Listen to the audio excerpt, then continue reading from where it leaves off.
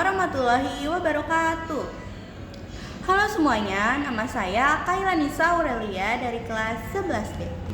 Di sini saya akan menjelaskan materi tentang sistem ekonomi.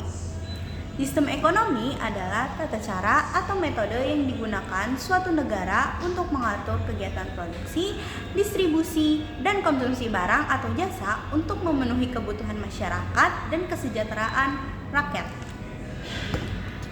Lalu, di sini ada jenis-jenis sistem ekonomi.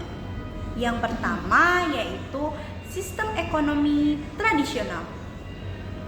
Sistem ekonomi tradisional adalah sistem ekonomi yang didasarkan pada tradisi, kebiasaan, dan adat istiadat yang diwariskan secara generasi ke generasi.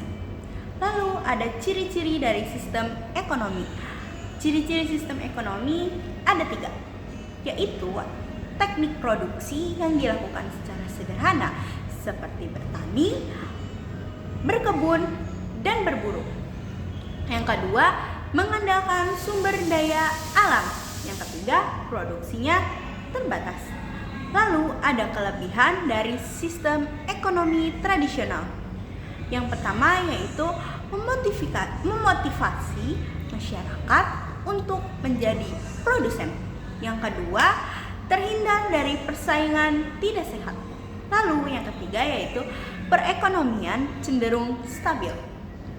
Selain ada kelebihan, ada kekurangan dari sistem ekonomi tradisional. Kekurangan sistem ekonomi tradisional yang pertama adalah masyarakatnya yang kurang berkembang. Yang kedua, kualitas barang hasil produksinya sangat rendah. Lalu yang ketiga, produktivitas masyarakatnya rendah. Yang kedua adalah sistem ekonomi liberal. Sistem ekonomi liberal adalah suatu sistem ekonomi di mana masyarakat memiliki kebebasan penuh untuk berpartisipasi dalam kegiatan ekonomi dengan tujuan untuk memperoleh keuntungan sebanyak-banyaknya. Ciri-ciri dari sistem ekonomi liberal. Ciri-ciri dari sistem ekonomi liberal yang pertama yaitu masyarakat diberi kebebasan untuk membeli alat produksi menggunakan uang pribadi. Yang kedua, timbul persaingan antar masyarakat. Yang ketiga, peran pemerintah yang sangat minim. Lalu yang keempat adalah kegiatan ekonomi selalu mempertimbangkan kondisi pasar. Lalu ada kelebihan dari sistem ekonomi liberal. Kelebihan dari sistem ekonomi liberal yang pertama yaitu efisiensi produksi. Yang kedua, peningkatan kesejahteraan. Yang ketiga, inovasi dan kreativitas. Kekurangan sistem ekonomi liberal. Yang pertama adalah banyaknya monopoli perdagangan di masyarakat dan timbulnya persaingan tidak sehat. Lalu yang terakhir ada krisis ekonomi di lingkungan masyarakat. Lalu yang ketiga ada sistem ekonomi komando. Sistem ekonomi komando adalah sistem ekonomi di mana masyarakat memiliki kendali sangat penuh atas seluruh ekonomi termasuk produksi, distribusi, dan konsumsi. Ciri-ciri dari sistem ekonomi komando yaitu yang pertama adalah sumber daya dikuasai oleh pemerintah sehingga masyarakat tidak boleh mengambil secara paksa atau bebas. Yang kedua, seluruh kegiatan ekonomi diatur oleh pemerintah. Yang ketiga adalah peran masyarakat hanya sebagai pelaksana. Lalu ada kelebihan dari sistem ekonomi komando. Yang pertama yaitu pemerintah dapat mengendalikan inflasi dan pengangguran. Yang kedua, pemerintah dapat mewujudkan pemerataan pendapatan. Lalu yang ketiga, kondisi ekonominya sangat cenderung stabil. Lalu, ada pun kekurangan dari sistem ekonomi komando. Yang pertama yaitu masyarakatnya tidak memiliki kebebasan ekonomi. Yang kedua, inovasi dan efisiensinya sangat terhambat. Lalu yang ketiga, kualitas barang dan jasa cenderung rendah. Yang keempat, terdapat potensi pemborosan sumber daya. Lalu yang keempat adalah sistem ekonomi campuran. Sistem ekonomi campuran adalah gabungan dari kelebihan sistem ekonomi pasar dan komando. Artinya, sistem ekonomi ini adalah pemerintah dan rakyatnya memiliki peran dalam menyelesaikan masalah perekonomian di masyarakat. Ciri-ciri dari sistem ekonomi campuran yaitu yang pertama ada jika harga barang di pasar melonjak tinggi dan mengalami kelangkaan, pemerintah berhak menetapkan batasan harga jual.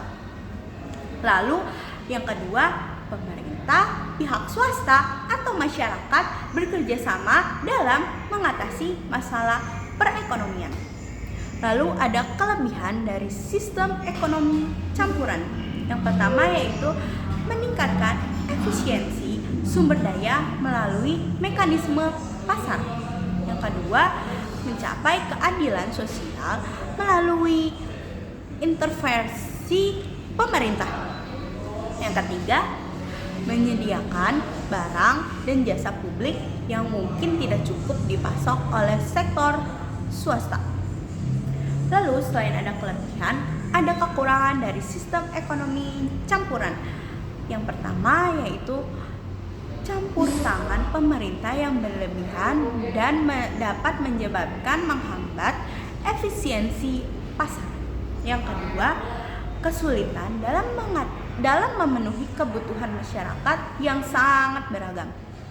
Lalu yang terakhir adalah potensi KKN. KKN adalah singkatan dari korupsi, kolusi, dan nepotisme. KKN ini terjadi karena kurangnya pengawasan terhadap sektor produksi oleh swasta dan masyarakat. Lalu yang kelima dan terakhir dari jenis-jenis sistem ekonomi ini adalah sistem ekonomi syariah. Yang dimaksud sistem ekonomi syariah adalah sistem ekonomi yang didasarkan pada prinsip-prinsip Islam, khususnya syariah. Tujuan sistem ekonomi syariah adalah yang pertama, menciptakan sistem ekonomi yang sesuai dengan ajaran Islam. Yang kedua, memastikan keadilan dalam distribusi kekayaan dan pemenuhan kebutuhan dasar masyarakat. Yang keempat, mencapai keseimbangan antara kepentingan individu dan masyarakat. Lalu yang terakhir adalah meningkatkan kesejahteraan ekonomi dan sosial.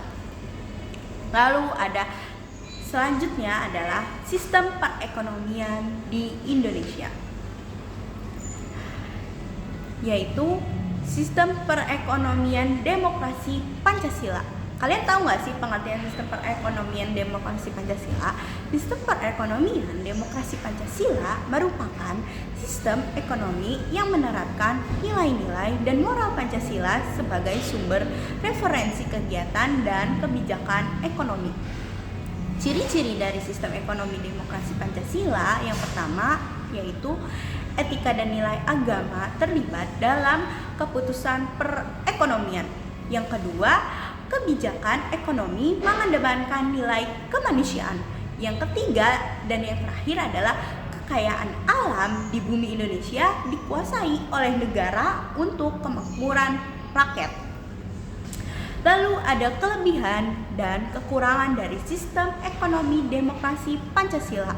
Yang pertama, Kelebihan dari sistem ekonomi demokrasi Pancasila yang pertama yaitu pengelolaan ekonomi merupakan suatu usaha kolektif untuk mencapai kemakmuran bersama. Yang kedua yaitu perekonomian nasional diutamakan untuk kemakmuran rakyat. Lalu adapun kekurangan dari sistem ekonomi demokrasi Pancasila.